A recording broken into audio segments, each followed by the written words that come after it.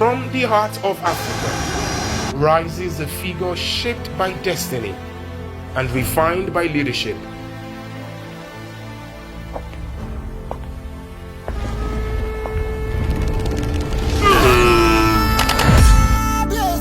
Here stands His Excellency, President John Dramani Mahama,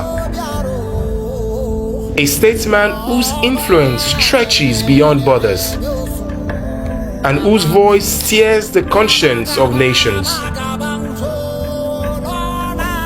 On this monumental day, in the cradle of creation, the Ooni of Ife unveils a title carved for architect of global change.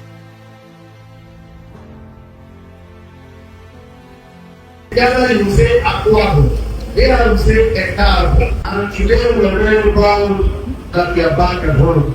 You have a American tongue and a golden tongue, and that is why you are Aare Atayeto. You have rearranged Ghana, you have reformed Ghana, and by extension the entire black race. Aare Atayeto Oodua, President who rearranges the world, a tribute to a man whose vision shifts realities.